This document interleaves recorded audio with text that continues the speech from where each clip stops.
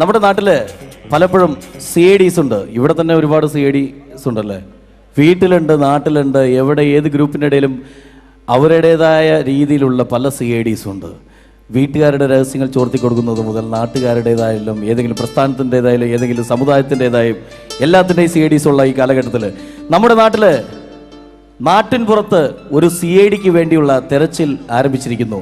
നാട്ടിൻ പുറത്തു നിന്നും ഒരു സി ഐ ഡിയെ തേടി 2 സി ഐ ഡിമാർ ഇറങ്ങിയിരിക്കുകയാണ് സി ഐ ഡി ഗ്രൂപ്പിലേക്ക്. ശ്രദ്ധിക്കുക.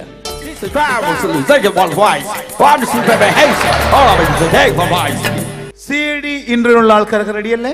എല്ലാവരും റെഡിയാണ്. Okay okay. ആണുങ്ങളാണ് വന്നിരിക്കുന്നെങ്കിൽ അവരുടെ ഭാര്യമാരെ കൂട്ടാൻ പറഞ്ഞിട്ടുണ്ടോ? കൊണ്ടുവന്നിട്ടുണ്ട് സാർ, പറഞ്ഞിട്ടുണ്ട്. ഓക്കെ. പെണ്ണുങ്ങളാണെങ്കിൽ അവരുടെ ഭർത്താക്കന്മാരെ കൂട്ടാൻ പറഞ്ഞിട്ടുണ്ടോ? അതും പറഞ്ഞിട്ടുണ്ട് സാർ. അത് എന്തിനാണ് പറഞ്ഞതെന്ന് എനിക്ക് മനസ്സിലായില്ല. ഒരു സി ഐ ഡി ഒരിക്കലും രഹസ്യങ്ങൾ പുറത്താക്കില്ല. അതൊക്കെ തനിക്ക് വഴിയേ മനസ്സിലാവും. ഓക്കെ. ആദ്യം ഒന്നാളെ അകത്തേക്ക് വിളിക്കൂ. തീർച്ചയായിട്ടും വിളിക്കാം sir.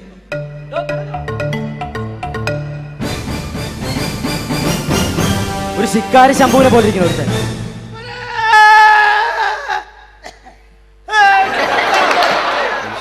C I D interview എന്നാണോ? സി ഐ ഡി ഇന്റർവ്യൂ എന്നാണോ? C I D C D അല്ലേ? സി ഡി അല്ല, സി ഐ ഡി. എടോ സി ഐ ഡി. സാർ പറഞ്ഞ ഞാൻ പറയാം. അതല്ല, സി ഐ ഡി. സാർ പറയാൻ പറയാം. C I D. ശരി. Okay okay okay okay okay okay okay. മനസ്സിലായി മനസ്സിലായി. ഇരുക്കോളെന്ന് പറഞ്ഞ തന്റെ പേരെന്താണ്? പേരെന്താണ്? സുരേഷ്. സുരേഷ്. നോട്ട് ചെയ്യൂ. സുരേഷ്.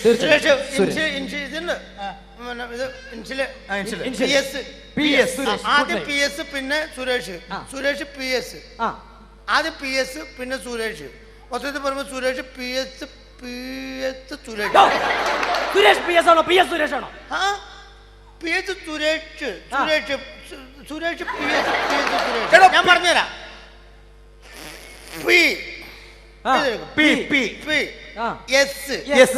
ആദ്യം പി പിന്നെ എസ്. പിന്നെ മൊത്തത്തിൽ Suresh P S. Suresh P S ആണോ പി എസ് സുരേഷ് ആണോ? സാറ് നോക്കി വട്ടത്തിൽ എഴുതുമ്പോ സുരേഷ് പി എസ് സുരേഷ്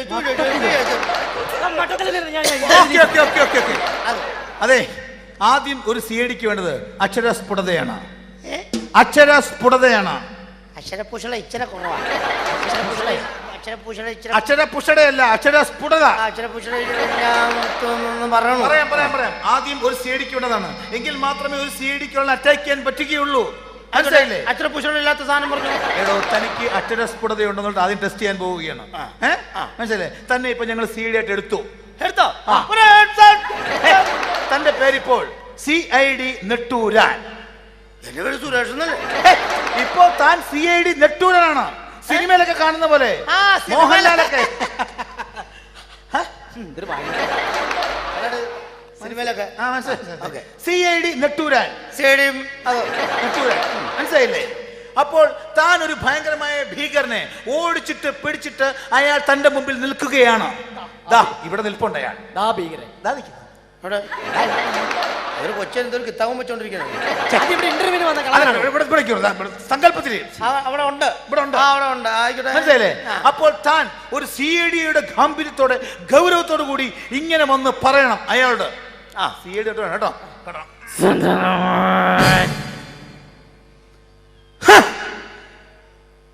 നെട്ടൂരാനോടാണോ നിന്റെ കളി? പറഞ്ഞേ.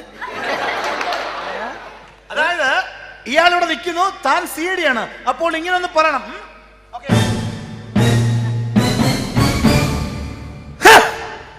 നെട്ടൂരാനോടാണോ നിന്റെ കളി? ഇത് ഞാൻ പറയണം. അതെ. ഈ നിൽക്കുന്ന വില്ലിനോട് ഞാൻ പറയണം. ഇങ്ങനെ ഈ അക്ഷരസ്ഫുടത പരീക്ഷിക്കാൻ വേണ്ടിയാണ്. അപ്പൊ ചെയ്താ പോരെ? അതെ. ഓക്കെ.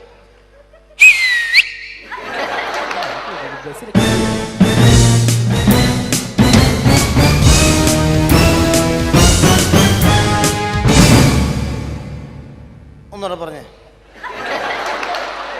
ഒരു പ്രാവശ്യം. എടോ, ഓക്കെ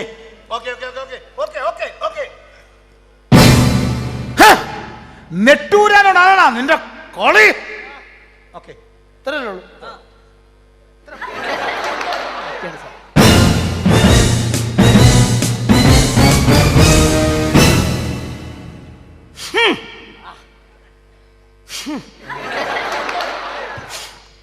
അയ്യേ ഞാനല്ല, എന്താ മണക്കണ്ടല്ല? ഞാനല്ല.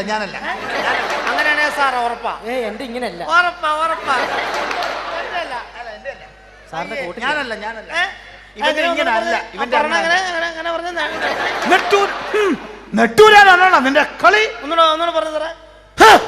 നെട്ടൂരാനോടാണോടാ നിന്റെ കളി? ഇനി അങ്ങോട്ട് അകലേക്കൊന്നും പോണ്ട. ഇവിടെ നിങ്ങൾ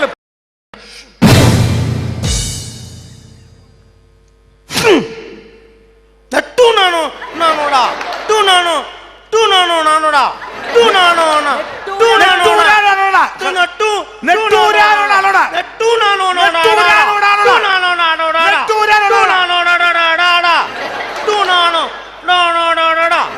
നിന്റെ ഒരു മിനിറ്റ്.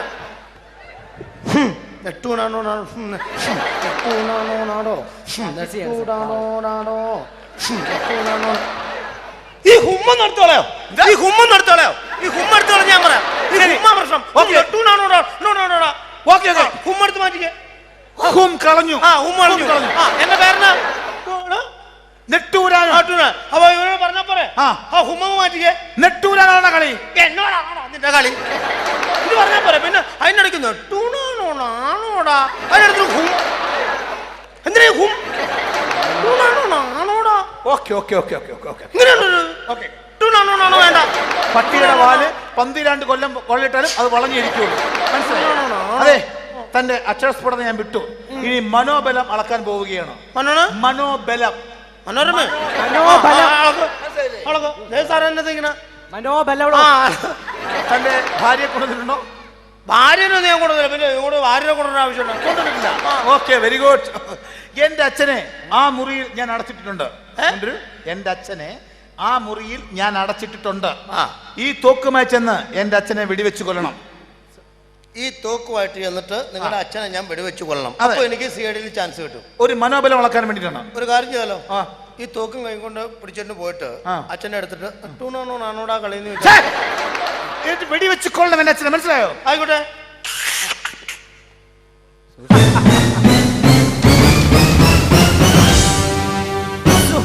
സാർ എന്തൊരു മണ്ടത്തരവ് ചെയ്യണേ. ആ കാട്ടുമാക്കാൻ അയാൾ ഭാര്യനെയും കൊണ്ട് വന്നിരുന്നെങ്കിൽ ഓക്കെ, അയാളെ വെടിവെച്ച് മറ്റേ ഭാര്യനെ വെടിവെച്ചു കൊല്ല. ഇത് സ്വന്തം തന്തേനെ വെടിവെച്ച് കൊല്ലുക എന്ന് പറഞ്ഞാ? എടോ മണ്ട, അതാണ് CIDയുടെ ബുദ്ധി. എന്ത് ബുദ്ധി? ആ തോക്കിൽ ഉണ്ടയില്ല. തോക്കുമായിട്ട് ഒരാളെ എങ്ങനെ വെടിവെച്ച് കൊല്ലും? എന്തൊരു ബ്രെയിൻ ട്യൂമർ. വൃത്തിയായിട്ട പരിപാടി കാണിക്കരുത്. അപ്പോൾ വെടിവെച്ച് കൊന്നില്ല, കണ്ടില്ലേ? വെടിവെച്ച് കൊന്നില്ലല്ലോ. വെടിവെച്ചിട്ട് ഉണ്ടവരനെ വെടിവെച്ചിട്ട് എത്തില്ല. ഈ തോക്കിന്റെ പാത്തിക്ക് ഒറ്റ അടിക്ക് കൊന്നു. ശവോടൊക്കെ